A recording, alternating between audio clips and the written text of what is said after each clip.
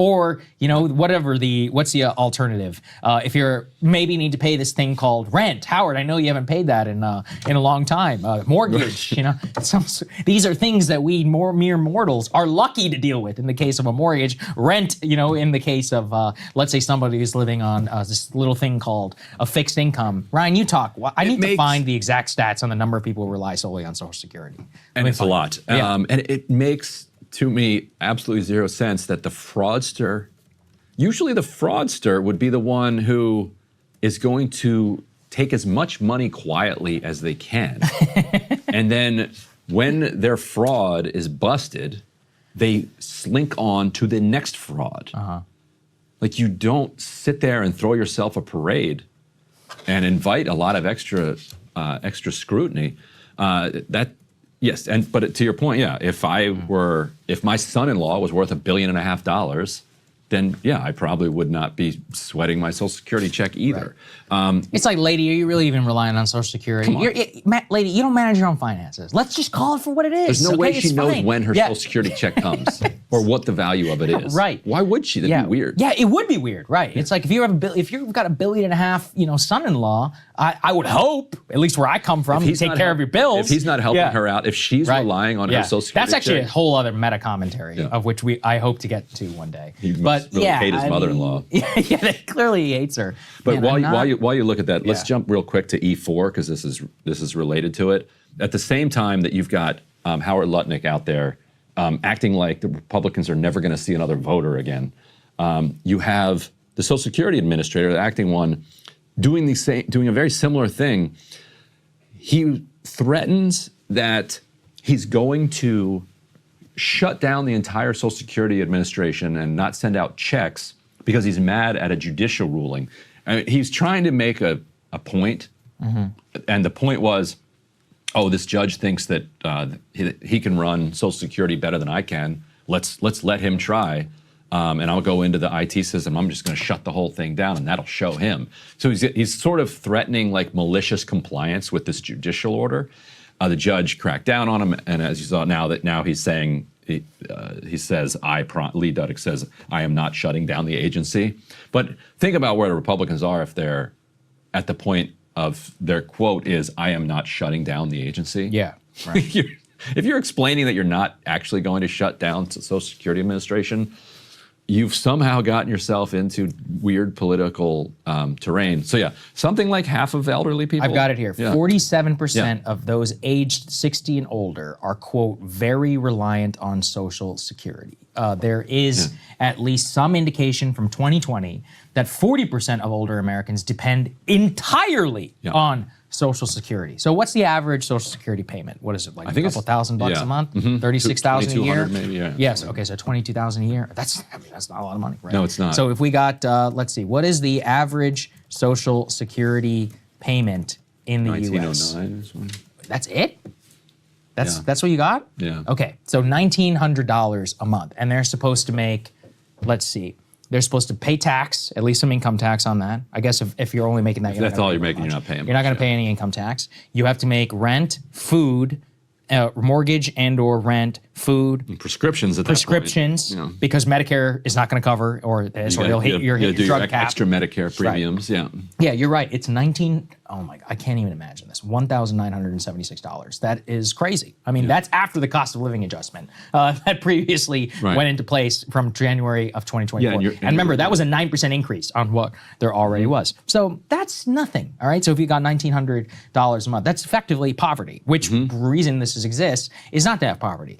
You just have to think, like, use your brain cells for having a billionaire commerce secretary going around telling people, if you miss your payment, that's not a big deal. The average American is a blown tire away from complete bankruptcy. Like $500 to $600 emergency payment, they don't have it. I mean, and we're not even talking about retirement. People are like, retirement? That's a dream. I don't even know what you're talking about. So if you put all this stuff together, I mean, you're looking at a situation where you're basically just taunting people to vote against you. I can't think, again, even the optics there, it's like this Roman style stage. And look, no offense to y'all in guys, but Chamath and Friedberg are filthy rich. Chamath, I know, is a billionaire. Friedberg, I don't know if he's a billionaire. He's probably 100 million. Doing okay. Whatever. Yeah, he's doing fine. All right. So, you got 3 near billionaires and or billionaires on a stage talking about Social Security and about how if you complain about that, you're a fraudster. Whereas any normal person who's ever been in somewhat financial distress, if you've ever even had a paycheck come a couple days late, it's a problem. It's a serious problem. Especially when, like we run a business, we literally have to make payroll. You or others probably at some time in your life at least had some times where somebody didn't pay you or whatever on schedule. You're like, dude, I need this money to like pay my rent. The amount of financial stress that they can cause in your life is immense. And is that really a society you want to live in, with old people feeling that way? That's where the program exists in the first place. So I thought it was preposterous. I want to pair that though with one of my favorite stories that I've seen in quite some time. Let's go ahead and put this up there on the screen. This is the state of America right now. DoorDash and Klarna have signed a deal where customers can now choose to pay for food delivery in interest-free installments. So you guys remember Klarna, it's the buy now, pay later app, the BNPL, where this type of debt is actually very hard to track. We don't have exact numbers. What we do know is that this amount of debt is actually not counted in overall debt figures, and it is estimated that there are tens of billions of dollars of Americans who are on these buy now, pay later plans, which are not registering in credit cards, right? It doesn't actually show up as pure credit card debt, even though it is money that you do owe. Well, here, with respect to Klarna, you're seeing this now applied not just to clothing and all of that, which is, in my opinion, bad enough, but now you've got it applied to food delivery. And it's just so perfect because food delivery itself is a luxury, right? It's already one where it's not only a luxury good, going back for forever, but it's also one where the DoorDash, Uber Eats, and all that model is, it's convenient, but you may not notice stuff on there is like 3 times more expensive, let's say, than it used to be. So between food inflation, delivery fees, process fees, etc., the only people winning are DoorDash and Klarna here. The restaurant, they get what, 40%, 50% of whatever the actual order is. So they got to jack their prices up just to be able to make that. The consumer is paying more for the food. The driver, let's not even get started on that in terms of how much they're getting out of this entire thing. And now we're financing the order. That is like the worst, literally, of all worlds. It actually also shows you how the promise of these apps was ease. It's like, ease is great if you're rich, if you can afford it. Ease is, also comes with a cost. There's no such thing as a free lunch. There's only trade-offs. Well, now we see higher food prices for everybody. We see drivers and all that who don't even work for a company getting paid, like the old pizza delivery guy, now solely reliant on contracts, contract basis, getting paid a middling amount or whatever per hour. And now the consumer who is ordering this has to pay, or is in such financial distress over the increased prices of everything, they have to finance this across time.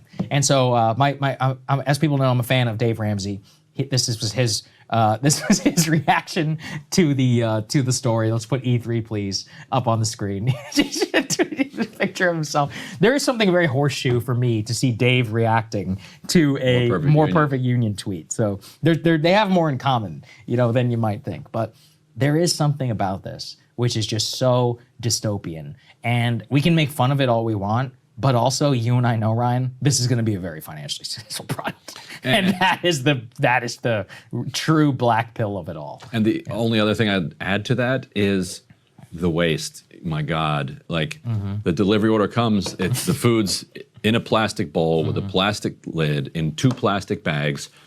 And then they put plastic utensils in there too. It's like, you send it to my home. You think I don't have a fork? You think I don't have a spoon? Some places you have to check. You check it and they still put it in there. Oh, okay. All right. Because the last thing they ever want is somebody complaining. True. The customer's always right. It's like, God, we have forks at home. Come on. Everybody's got a fork. This is where your European sensibilities are starting to come in, Ryan. Think about it. Think about the scale of it. I don't disagree with you. Where's all this going to go? Yeah, but then what's the cost, right? The cost of the business is much higher if one person complains. Exactly. As opposed to just giving it to you. And then Klarna, they tell you that there's going to be no interest. And Yeah, folks, how do you think Klarna makes money? You think they're just giving this away to you for free? No. All right. It's a nonprofit. They know you're not going to pay for it. Yeah. Let me look up their revenue, actually. Right. So, if you don't pay within 30 days, then they start hitting you with the fees and the fines. God. And they're also they're now introducing like these different $2 service charges here and there. One of their big things has always been, no service charge, no fees. Like this is, and now they're like, guess what? Like once they've got you hooked, they're going to find ways to add the junk fees in.